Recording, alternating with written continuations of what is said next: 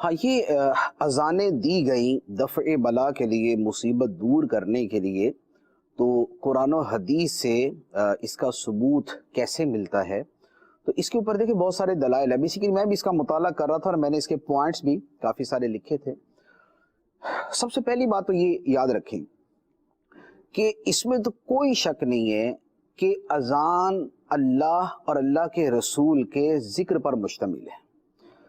अल्लाह सबसे बड़ा है, अल्लाह सबसे बड़ा है, अल्लाह सबसे बड़ा है, अल्लाह सबसे बड़ा है। मैं गवाही देता हूँ अल्लाह के सिवा कोई माबूद नहीं। मैं गवाही देता हूँ अल्लाह के सिवा कोई माबूद नहीं। मैं गवाही देता हूँ मुहम्मद अल्लाह के रसूल है। मैं गवाही देता हूँ मुहम्मद अल्लाह के रसूल है। आओ नमाज की तरफ, आओ नमाज की तरफ, आओ फलाह की तरफ, आओ फलाह की तरफ। अल्लाह सबसे बड़ा है, उसके सिवा कोई माबूद नहीं। ये है अजान का तर्जुमा। और ये आप समझते हैं कि ये सारे का सारा अल्लाह के जिक्र पर मुश्तमिल है। नमाज की दावत है तो भी अल्लाह का जिक्र है, फलाह की दावत है तो भी अल्लाह का जिक्र है। और बिल फर्द इसको किसी एतबार से आप थोड़ा सा हटाने की भी कोशिश करें कि यार यहाँ तो कोई नमाज की तरफ तो नहीं बुलाया जा रही है, तो वैसी अजानें दी जा रही हैं, तो ये कोई ऐसा मसला नहीं है। हम बच्चे के कान में भी तो अजान देते ना।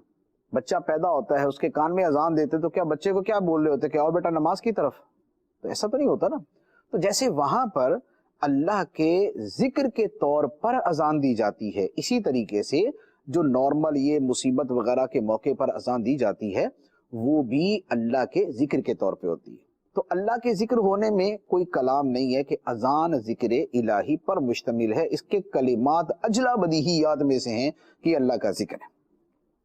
जब ये अल्लाह का जिक्र है तो हुक्म खुदाबंदी क्या है, हुक्म इलाही क्या है? फरमाया या अय्युहल्लज़ीन आमनुज़्कुरुल्लाह ज़िक्रन कसीरा। ए ईमान वालो, अल्लाह को बड़ी कसरत के साथ याद करो। ए ईमान वालो, अल्लाह को बड़ी कसरत के साथ याद करो। और एक हदीस मुबारक है, ये हदीस मुबारक मुस्नद अहमद में, बहकी में, सही इब्ने हिब्बान में है। फरमाया कि अल्लाह का इतनी कसरत से जिक्र करो हत्ता के मुनाफिक कहें कि ये तो पागल है। अक्सिरू जिक्र अल्लाह हत्ता यकूलू इन्नहु मजनून। अल्लाह का जिक्र बड़ी कसरत से करो हत्ता के मुनाफिक लोग कहने लगे कि पागल हैं, क्या ये हर वक्त अल्लाह का जिक्र करते रहते। तो ये मुस्नद अहमद की हदीस, ये हदीस मुबारक। नबी पाक सल्लल्लाहु ताला अलैहि वसल्लम ने इरशाद फरमाया उज़्कुरिल्लाह इंद कुल्ली शजरिन व हजरिन। हर दरख्त और पत्थर के करीब अल्लाह का जिक्र करो, यानी जहां गुजरते हो अल्लाह का जिक्र करो, हर जगह अल्लाह का जिक्र करो। तो अल्लाह ताला का जिक्र कसरत से करना ये कुरान पाक में एक जगह नहीं बहुत सारी जगहों पे मज़कूर है। ये आयत मुबारक जो मैंने अर्ज की है, इसके अलावा है वज़्कुरुल्लाह कसीरन लअल्लकुम तुफ्लिहून, और अल्लाह को कसरत से याद करो ताकि तुम फलाह पा जाओ। और फरमाया वज़्ज़ाकिरीनल्लाह कसीरन वज़्ज़ाकिरात, और अल्लाह को कसरत से याद करने वाले मर्द और कसरत से याद करने वाली औरतें, फरमाया इनके लिए मग़फ़िरत और अजर अजीम का वादा है। और फरमाया कि वो जो अल्लज़ीना यज़्कुरूनल्लाह क़ियामन व क़ुऊदन व अला जुनूबिहिम, वो लोग कि जो खड़े भी अल्लाह का जिक्र करते हैं, बैठे भी अल्लाह का जिक्र करते हैं, लेटे भी अल्लाह का जिक्र करते हैं। तो अल्लाह के जिक्र की इतनी कसरत होनी चाहिए। अच्छा, अब कसरत जिक्र इलाही के ऊपर सहाबाए किराम के, ताबईन के बड़े खूबसूरत अक़वाल हैं। हज़रत अब्दुल्लाह इब्न अब्बास रज़ी अल्लाह तआला अन्हुमा ने फरमाया, तफ़सीर बग़वी मालिमुत तंज़ील के अंदर ये कौल मज़कूर है। हज़रत अब्दुल्लाह इब्न अब्बास रज़ी अल्लाह तआला अन्हुमा फरमाते हैं कि अल्लाह ताला ने जो भी इबादत बंदों पर मुकर्रर फरमाई उसकी कोई हद है कि इस हद तक करो, और फिर जो भी इबादत मुकर्रर फरमाई अगर कोई उज़्र पाया जाए तो उसकी छूट है कि ना करो। फरमाया सवाए जिक्र इलाही के, क्योंकि जिक्र इलाही की कोई हद ही नहीं है कि इतना करो, इतना ना करो, इतना बस 24 घंटे करते रहो। जिक्र इलाही की कोई हद ही नहीं है। और फरमाया कि हालत उज़्र में दीगर इबादतों की छूट है कि नमाज जो है वो खड़े तो बैठ के पढ़ ले, बैठे नहीं पढ़ सकते तो लेट के पढ़ ले, लेट के भी नहीं पढ़ सकते तो फिर और उसकी भी माफी हो जाती है। लेकिन जिक्र इलाही वो चीज है कि जो किसी भी उज़्र के अंदर यूं नहीं है कि ना करो, नहीं, उज़्र भी है तो बैठे बैठे ज़बान हिलाते रहो, अल्लाह की तस्बीह करते रहो, दिल में खुदा को याद करते रहो। तो ज़िक्र इलाही की ना कोई हद है और ना किसी उज़्र के अंदर ये साकित होता है, ये जारी रहता है। हाँ, किसी मगलूबुल अक़ल हो गया कि बंदे की अक़ल ही ज़ाइल हो गई, अब जिक्र नहीं करता, तो फरमाया वो जुदा मामला है। ये सैयदना अब्दुल्लाह इब्न अब्बास रज़ी अल्लाह तआला अन्हुमा ने कसरत ज़िक्र इलाही के हवाले से बयान फरमाया, और ये मालिमुत तंजील के अंदर ये कौल मौजूद है। अच्छा, अब्दुल्लाह इब्न अब्बास रज़ी अल्लाह तआला अन्हुमा के शागिर्द हैं इमाम मुजाहिद, ये भी तफसीर के इमामों में से शुमार किए जाते हैं। इनकी एक बड़ी खूबसूरत इनका जुमला है कसरत जिक्र के माना के ऊपर। वो क्या फरमाते हैं अज़िक्रुल कसीर अल्ला यतनाहा अबदन। फरमाए जिक्र कसीर ये है कि कभी ख़त्म ही ना हो, कभी ख़त्म ना हो। तो लिहाजा जो अजानें दी गई दी जाएं वो अल्लाह का जिक्र है जो खड़े होके किया जा रहा है, वो अल्लाह का जिक्र है जो कसरत से किया जा रहा है, वो अल्लाह का जिक्र है जो वक्त की पाबंदी के बगैर किया जा रहा है, वो अल्लाह का जिक्र है जो हालत उज़्र और परेशानी में किया जा रहा है। तो जिक्र इलाही है, जितनी कसरत होती है करते रहे। तो ये अजान जो है वो इसके देने के हवाले से, कलिमात जिक्र कहने के हवाले से एक दलील मैंने अर्ज की। अच्छा, दूसरी अर्ज करता हूँ। दूसरी ये है कि सरी हदीस मुबारक है, ये हदीस मुबारक मुस्नद अहमद में हजरत मुआद बिन जबल रदी अल्लाह ताला अन्हु से, और इब्ने अबी दुनिया बहुत बड़े मुहद्दिस हैं, और इमाम बैहकी इन्होंने हजरत अब्दुल्लाह इब्ने उमर रदी अल्लाह ताला अन्हुमा से रिवायत की है। हदीस क्या है? इरशाद फरमाते हैं मा मिन शैइन अनजा मिन अज़ाबिल्लाहि मिन ज़िक्रिल्लाहि। फरमाया अल्लाह के अजाब से कोई शय नजात देने वाली नहीं है जो जिक्र इलाही से बढ़कर नजात देने वाली हो। यानी जिक्र इलाही वो चीज है जो सबसे बढ़कर अल्लाह के अजाब से नजात देने वाला है। तो ये जो मुसीबत है, ये जो परेशानी फैली हुई है, इससे नजात अल्लाह के जिक्र से मिलेगी।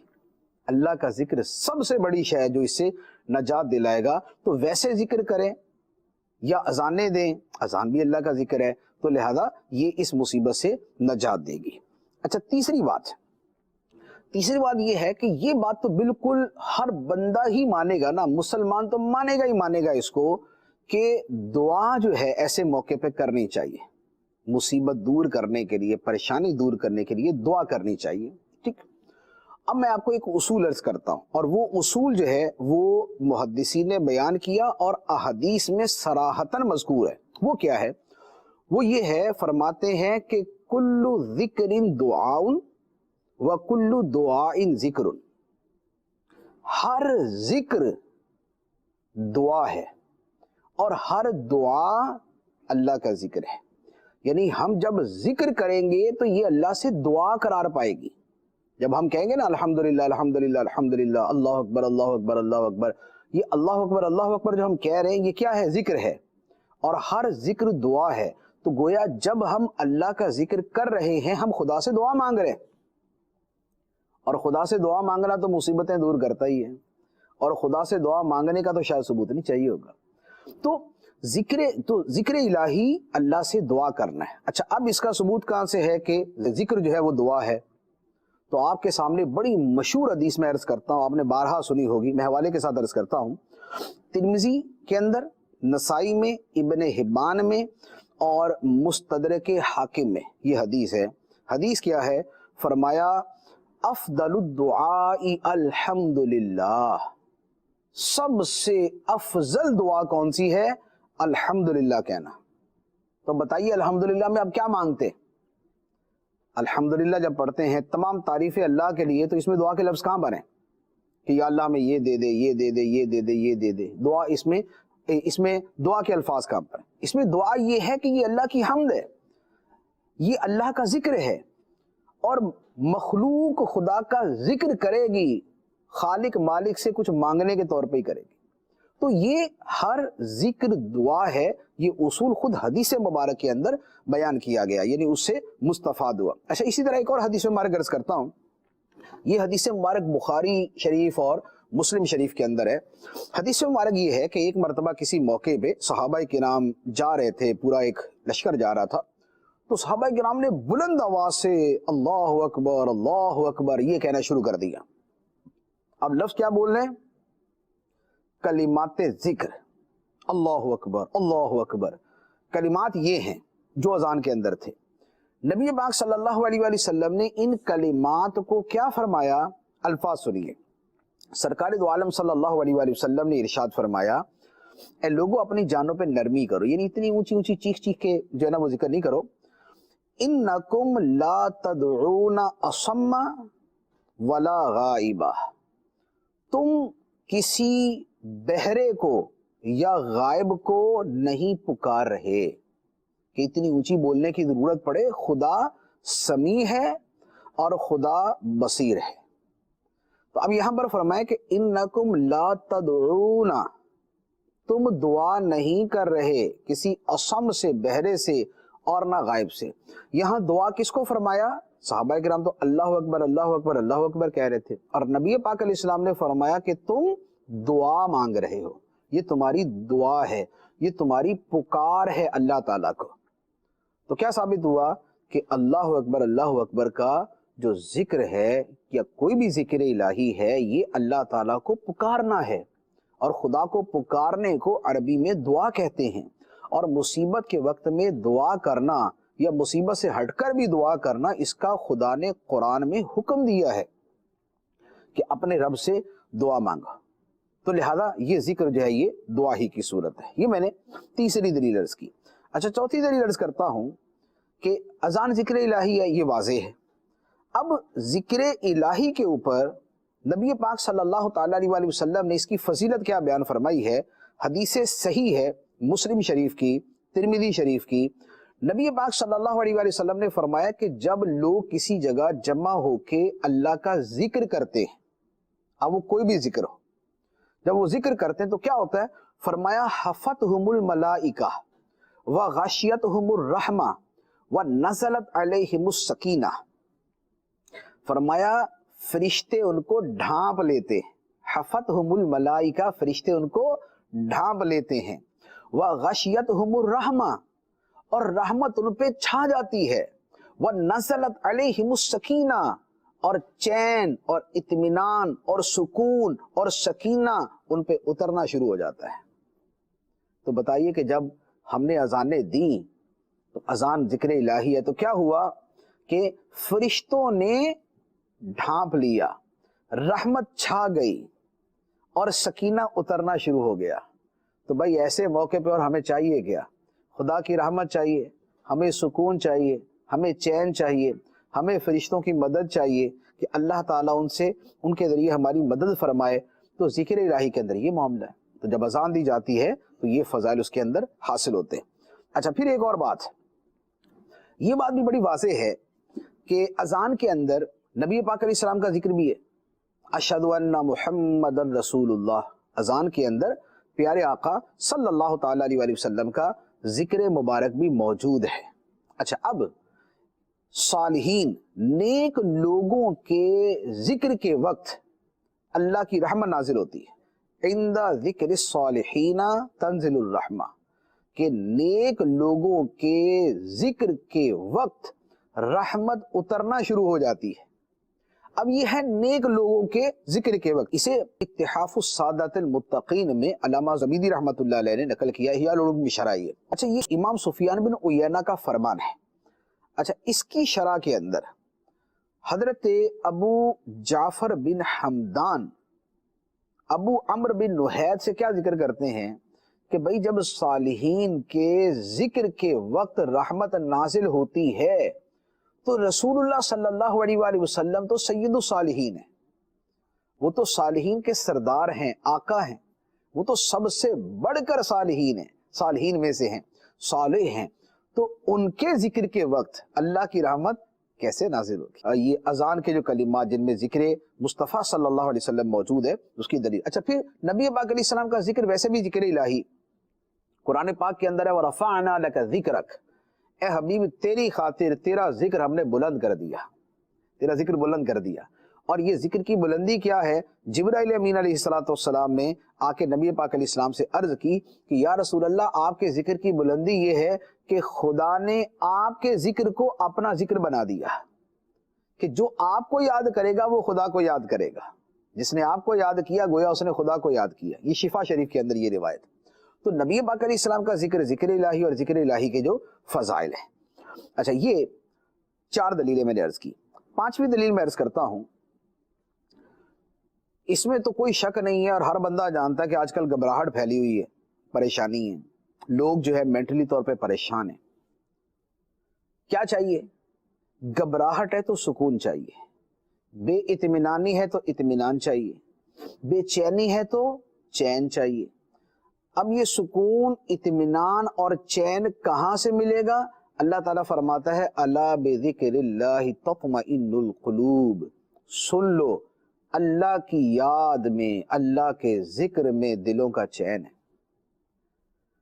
اذان اللہ کا ذکر ہے، اللہ کے ذکر میں دلوں کا چین ہے، اور آج کل ہمیں چین کی بہت زیادہ ہی ضرورت ہے، تو لہٰذا اذان دیں گے، اللہ کا ذکر کریں گے تو دلوں کو چین ملے گا۔ یہ ہوگی 5ویں دلیل۔ 6ٹھی دلیل میں عرض کرتا ہوں، مسند احمد میں اور طبرانی میں اور بہقی میں یہ روایت موجود ہے کہ نبی پاک صلی اللہ علیہ وآلہ وسلم کے ایک صحابی تھے، حضرت سعد بن معاذ رضی اللہ تعالیٰ عنہ، بڑے جلیل القدر صحابی ہے، انصار میں سے۔ جب ان کو دفن کیا گیا، سرکار دو عالم صلی اللہ علیہ وسلم بھی وہاں تشریف فرما تھے۔ اب وہ جو الفاظ میں وہ عرض کرتا ہوں، لما دفن سعد بن معاذ وصوی علیہ، دفن کر دیا گیا، مٹی برابر کر دی گئی۔ اب کیا ہوا؟ سبح النبی صلی اللہ علیہ وسلم وسبح الناس معہ طویلا ثم کبر وکبر الناس، نبی پاک علیہ السلام نے تسبیح پڑھنا شروع کر دی، سبحان اللہ سبحان اللہ سبحان اللہ سبحان اللہ، تو لوگوں نے بھی ساتھ یہ تسبیح پڑھنا شروع کر دی، اور کافی دیر تک، 2-4 منٹ نہیں، کافی دیر تک۔ پھر نبی پاک صلی اللہ علیہ وآلہ وسلم نے تکبیر پڑھنا شروع کر دی، اللہ اکبر اللہ اکبر اللہ اکبر اللہ اکبر، لوگوں نے بھی ساتھ ہی شروع کر دی۔ لوگ کون؟ صحابہ کرام نے بھی تکبیر پڑھنا شروع کر دی۔ اب یہ کافی دیر تک تسبیح اور تکبیر جب یہ چلتی رہی تو صحابہ کرام نے عرض کیا لما سبحتا، اور ایک روایت میں ہے ثم کبرتا، یا رسول اللہ یہ آپ نے دفنانے کے بعد تسبیح پڑھنا شروع کر دی، تکبیر آپ اتنی دیر پڑھتے رہے، لما، کیوں؟ اس کی حکمت کیا ہے؟ اب نبی پاک صلی اللہ علیہ وآلہ وسلم نے جو الفاظ ارشاد فرمائے، تسبیح، تکبیر، ذکر الہی، سبحان اللہ، اللہ اکبر، اس کی حکمت کیا بیان فرمائی؟ فرمایا لقد تضایق علی ھذا الرجل الصالح قبرہ، فرمایا اس نیک بندے پر قبر تنگ ہو گئی تھی، اس نیک بندے پہ قبر تنگ ہو گئی تھی۔ پھر کیا ہوا؟